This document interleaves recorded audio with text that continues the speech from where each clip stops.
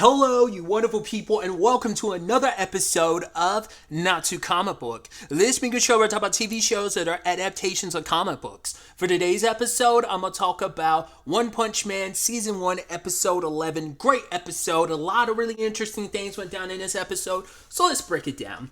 First and foremost, what are most of the S-Class people that were there during the invasion doing? Because we only see like a handful of them, like what in total 6 or 7 doing anything, even 8. I mean, Genos is there, but even he's not really doing it. Everyone's, I guess, like monitoring this situation because we have like Purdy Prisoner, Metal Bat, Bang, and the samurai-esque dude all fighting that borderline Clayface-esque monster. You know who he reminds me of? Because we see, like, later on, he's got, like, the multiple heads. Little Hydra in that comparison. Like, you cut off one head, it just regenerates and yada, yada, yada. But more specifically, he reminds me of that guy from the Akatsuki. I can't remember his name. I don't think it's, like, Kazezuki or something. I don't think it's that. He's the guy that, spoilers for Naruto, he's the guy Naruto, like, pulls out the Rasen Shuriken for the first time against. I was about to say perfect, but it's like, no, like, because he expands upon the Rasen Shuriken as the series progresses, even during the pain fights, you see how he, has expanded upon it. But it's the guy, like, basically every one of his hearts, he has multiple hearts, and they're all, like, in mask on his body. I mean, really, Kakashi destroys the final heart, but, Naruto did most of the damage in that fight. So it kind of reminds me of that because they're just kind of going at it, which even the Knight guy there being like, yo, like, we should take a step back and come up with strategy, but they're all, like, the heavy-headed, like, I'm just going to brute force it. And he's like, I'm literally stuck with the people, the S-rank people who won't listen. Granted, I don't think any of the S-ranks would listen because they're all stubborn and hard-headed in their own ways. Especially Tornado. You can't tell her nothing. But yeah, like, you probably with maybe the worst of them, but I think they'd all be just as notorious. Like, if there were any other heroes there, probably A or lower, they'd be more willing to listen. But, like, the S, you can't tell them nothing. But this bunch is like, yeah, like, especially Bank, he's like, oh, I'm an old dog. Like, it's too late to be trying to teach new tricks to an old dog or something like that. And so they're coming at it and attacking. It's Metal Bat who initially discovers the marble, because when it's split and regenerating, he's like, what's that? He grabs it and he smashes it, and, that part of him dies. So it seems like he says, like, at one point the monster's like, I, like, spent like 100 years growing that head. So they eventually start whittling the heads down one by one. Sadly, just when Bong got the second to last one destroyed, he ends up attacking Bong and knocking him out. And I'm like, oh, was that enough? Because even Home Dude said, like, avoid any of his direct attacks because he lost an arm for one of his direct attacks. And it's like, he hits pretty damn hard, and now he's focusing purely on offense. So it's like, cool, I'm not going to be defensive. You want to try and come get this Marvel? You better try dodging my attacks, because I'm going full throttle with my attacks. So now they're going to be more on the defensive, because now they've always been on, like, the more, like, cut, punch, strike as much as they can. And now they're being put on the back pedal. Maybe. We haven't seen the fight really get started, but he was also counting on the artillery firing and raining down on them. But I was wondering if Saitama would get to, like, the weaponry room to stop that. But I'm like, why would he? Like, he's mainly trying to get towards the ball. So, like, why would he stop by the artillery? Because he doesn't know what's going on. The outside does, because, was it Child Emperor, who's one of the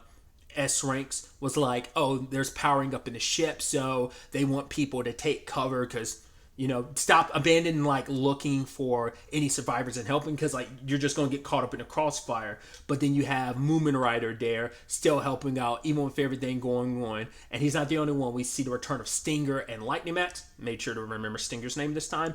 And they're helping out as well. Got to see this through. It's like, this is such a dangerous situation, but this is the time where heroes have to step up and do what they do best. So I thought that was kind of neat. That's what like I said, I think it's so interesting because we see, like, lower level heroes, but, like, once again, where's, like, the other chunk of the S ranks? Are they, like, off dealing with stuff too? Or are they still sitting on the sidelines? I don't know. But when they were about to fire all the artillery down, Tornado shows up. And she doesn't help fight this thing. I mean, her main thing is like, yo, I'm dealing with all the artillery. I stop it with my psychic powers, and then I fire it back at the ship. And the poor guy who's on the gun's like, I just want to go home. He was so delighted thinking like, oh yeah, I'm going to rain down terror on them. I'm supposed to aim at where one of the elite soldiers are. Oh, this backfired on us. literally. And that's all Tornado did. She did, because she was like, "Oh, you guys are really struggling with like this one guy. You guys might as well bump your way down to C and kind of train your way back up." Once again, talking all kinds of shit. To be fair, she puts her money where her mouth is because she immediately wrecks shop. But it's like, you could probably stepped in a little sooner. But even she's limited on what she can do. Because, once again, like, the only person that's made it to the ship is Saitama, because he jumped his way there, like, parkouring off the bullets that he's knocking away and stuff like that from the artillery fires that were, like, early on. And he managed to break through the defenses. I mean, he's, like, bumbling his way through the ship. Like, they even talk about it later on. Like, one of the other elites is like, "Hey, yo, like, get back here." Because the one that died last episode was one of the 3 elites. And it's like, oh, he died instantly. Like, by the time we get into it, he's like, yo, like, half the ship's crew's already been killed by this guy. Because, like, Saitama is lost. And I'd brought that up last episode, that he probably is lost because it's such a massive ship, but it's not like Zoro lost. At least it hasn't been presented that his sense of direction is that bad. I think it's just kind of like hey, I got lost. I don't know where I'm supposed to go because, during the whole Sea King thing, it's like, oh, Genos was supposed to be like supposed to contact me. I actually don't know where I'm supposed to meet him up at. Here, it's like, it's a massive ship. It's my first time here. I don't have the blueprints memorized. This isn't a video game where I can pull up the mini map and know where to go. So yeah, he's just stumbling his way through. Like, oh, this door is also locked. Oops, I accidentally opened it. I'm like, I wonder how many people, we don't see it, but apparently he's killing a lot of people. So I'm wondering, I'd assume it's got to be the more offensive people, because it's not like Saitama's, like, he's never like the instigator. Usually it's just like they attack him first. It's always like he waits for them to strike first and then he strikes. Typically, but not always. But more often than not, he does. So it's not like he's just randomly genociding the entire ship. It's like, because he comes across people, he's like, "Hey, where's your boss?" And they kind of look at each other and then they, I guess, point him in the right direction. But yeah, like, the guy, the boss of the ship, his name is Boros. He shows up, and I love that he's like, "Wait, there's a single intruder?" It's like, "Yeah." It's like, "All right, well, you gather up the elite," and it's like, "Yeah, gather home dude too." It's like, actually, he's dead." It's like, "What?" It's like, "Yeah, the intruder kind of killed him, but don't worry, I'll get home dude from down on the planet's surface, and we'll take down this person easily." And Boros kind of goes on his way. And I love when it came to it, the guy contacts Saitama. He's like, "Why are you here? Why don't you just leave?" And Saitama's like, "I can't. I'm lost." He's like, "Oh, wait. Oh, so if I tell you where to go, you'll just leave?" He's like, "Oh, cool. You go right." And then Saitama gets the most devilish look. Like, "Oh, then I guess that means I go left." And he's like, "What? No!" It's like, did you really believe he'd just leave? He just knew, like, okay, so if you're dumb enough to tell me where to go to actually leave, that must mean, hey, hard progress is literally the other direction. So finds his way to the command center, and this guy turns out to be a telekinetic, which I love that, like, after because he's dealt with first, especially when Saitama had that comment of, "Wait, you have telekinesis and you're just wasting it throwing pebbles?" Literally anyone can do that, and then you, like, literally a scene later see what Tornado's able to do with her telekinesis. So I just think that's kind of the beautiful parallel, because he's trying to, like, he flings all these pebbles and rocks, like, at full speed, but they do nothing. I'm almost thinking, like, you're doing more damage to the ship than Saitama. You're definitely am, because, like, your pebbles are flying through the ship like bullets, but it does nothing to Saitama. You try to increase the weight and gravity around him like he's in the center of a black hole, and it does nothing. So that gives us an idea of, like, cool, even a black hole probably wouldn't even be able to suck Saitama in. I mean, maybe it still could, because he'd be in space. If you could have, like, a black hole on Earth, if he's stuck enough in the ground, he probably wouldn't move. Just the suction wouldn't be enough that he'd just probably stand 10 toes down, or maybe he would get sucked in. Probably not. Because this is gravity pushing him down versus, like, pulling him. So I think that has to be considered. But he's just kind of like, man, that's kind of nothing. So, and how did he finish the guy off? Literally just took one of the pebbles that got thrown at him and just threw it like a damn bullet and bust the guy's head. Split the guy's head open. Dead just like that. It's like, of course. But yeah, he asked people in the command center where to go to find Boros. And so while everything's kind of reaching kind of close to its climax. That won't happen till next episode, but like you're entering the final stages of things on the ground. Saitama goes, meets up with the big bad, and I love that it's like the introductions. I'm this grandiose title introduction of I'm Boros, and he's like, oh, I'm a hero I'm a professional hero named Saitama.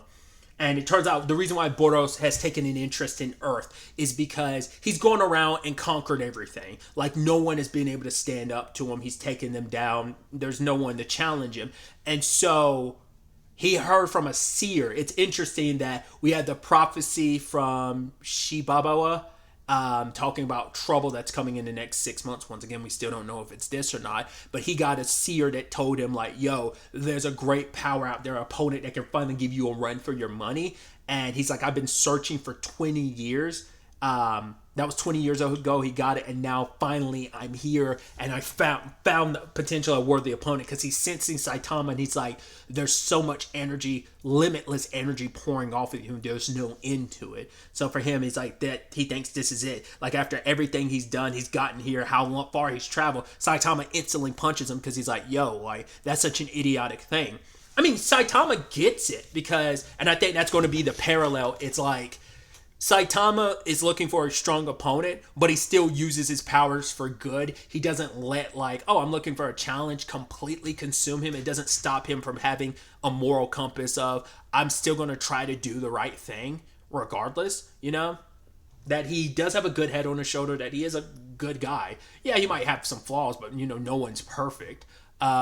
But this guy would go through all this death and destruction just to get here. And it's like, that's such a, like, just because your life got boring, you're going ahead and doing all this. He's like, I think he even says, like, a telemarketers wouldn't even go that far. Wouldn't even like the idea of what you're doing. I guess, like, you have to pick the most persistent beings in all of the universe. Telemarketers. But the punch only cracked Boros' armor, which was holding back his power. And I love Saitama's like, okay. And I just love that when you do that, like, that very, like, I don't know what you call it, like, that stylist thing of just, like, it's the most, like, basic depiction of Saitama. Is a very just, like, light, like, not sketch isn't the right word. It looks more like how one depicts, like, the characters in a very more, like, almost like rough, like, simpler design. You're not getting too, like, intricate with the character design. You're just kind of, like, keeping it kind of simple and just kind of him just staring, like, very, like, stone-faced at Boros unleashing his powers. So we'll see where all of this ends up taking us. The next episode is the season finale. I'm curious, will this guy actually give Saitama a run for his money? But when Saitama does and will inevitably win, will he kill this guy? Will this guy stick around? I mean, can you really just stick around after all the destruction you've caused and stuff? I don't know, especially for the reasons that you know. Once again, Saitama understands it, but it's like he approaches that aspect differently than this guy. Like I said, he won't purposely, like, hurt people and destroy stuff for the purpose. Like, yes, it'll be unfortunate consequence of him getting involved, but it's never, like, his direct intention to destroy just because life is boring. But even, like, searching for someone stronger, doing what he does, he still finds it fun to be a hero. It's his main reason for being a hero. It's like, I want to be a hero because it's a dream come true, and because there's still the kid in me that's happy that I get to do that.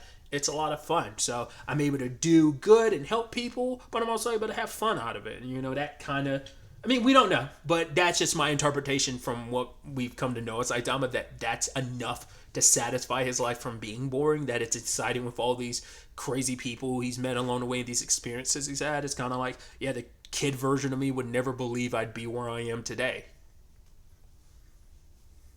So we'll see these clashing dualities,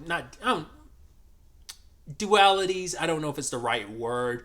I don't even know if juxtaposition would be. Like, there's two sides of the same coin. It's just, like I said, they're on opposite, very far spectrums of those coins. So it's going to be interesting to see what that clash looks like and what the aftermath was going to be. Like, will Saitama get the recognition for all of this? Like I said, will it also be a tough fight for Saitama for the first time?